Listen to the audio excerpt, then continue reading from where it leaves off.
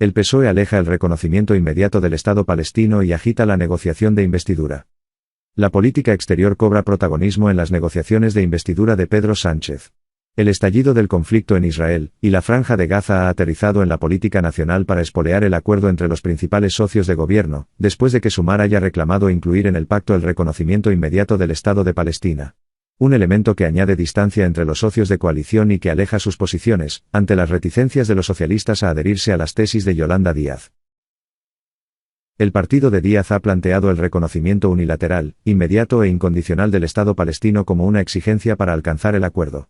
Pedro Sánchez respondió a esta petición uniéndose a la petición de reconocer a Palestina como Estado, pero Sumar lo considera claramente insuficiente. Porque en este asunto, especialmente sensible para la izquierda, el diablo está en los detalles. La referencia a la que aluden los socialistas es la declaración que se aprobó en el Congreso en 2014, durante el gobierno de Mariano Rajoy, y con los votos de PP y PSOE, en la que se reclamaba este reconocimiento, pero en consonancia con un acuerdo global dentro de la Unión Europea y con el propio Israel. Y de ahí, señalan fuentes próximas a la negociación, el socio mayoritario de gobierno no quiere moverse. Límites al acuerdo.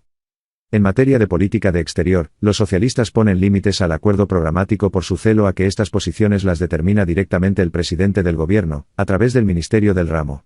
En el acuerdo programático firmado con Unidas Podemos en 2019, la parte referente a política exterior se limitó a medidas genéricas en política europea.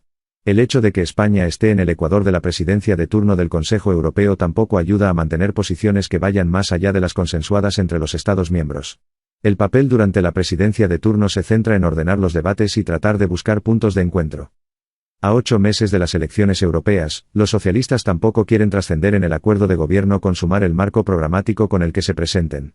En 2018, sus límites se situaron en impulsar la solución de los dos estados entre Israel y Palestina, basada en las fronteras de 1967, y con la capitalidad compartida de Jerusalén, promoviendo el reconocimiento de este último entre los Estados miembros. La solución de los dos estados, como se vuelve a repetir ahora, se defendía como la única vía para garantizar una paz justa, global y duradera entre israelíes y palestinos, con un Estado de Israel seguro y un Estado de Palestina independiente, democrático, contiguo y viable.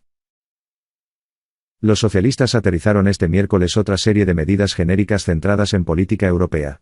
Se trata de la consecución de los objetivos del Pacto Verde Europeo, sobre el que debe asentarse la estrategia para el desarrollo económico y social de Europa o el cumplimiento del Acuerdo de París.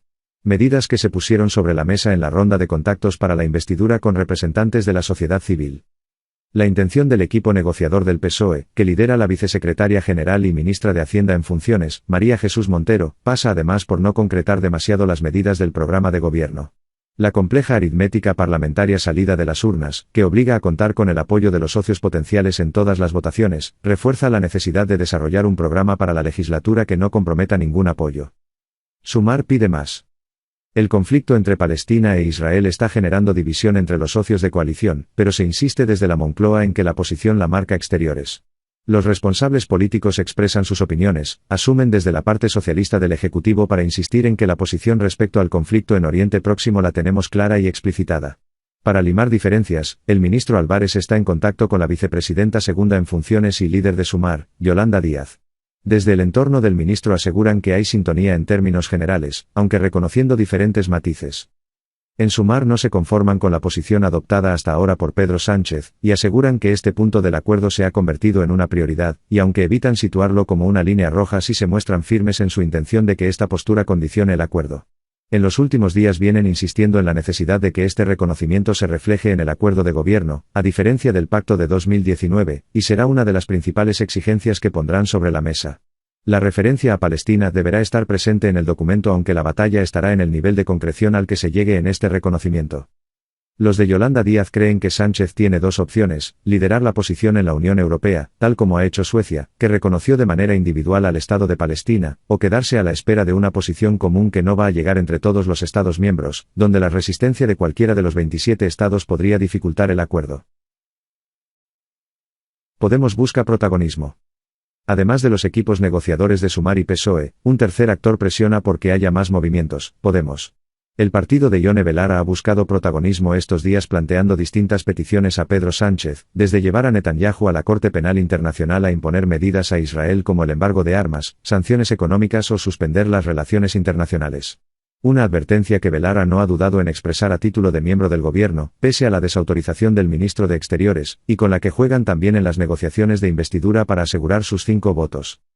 El portavoz extraoficial del partido y presidente de su fundación, Pablo Iglesias, lo advertía este miércoles: el presidente en funciones debería recordar que, para ser investido, tendrá que negociar las líneas de su política exterior con las fuerzas de las que depende, señalaba en redes el exvicepresidente del gobierno, que en los últimos meses viene adelantando las posturas que después acaba tomando Podemos.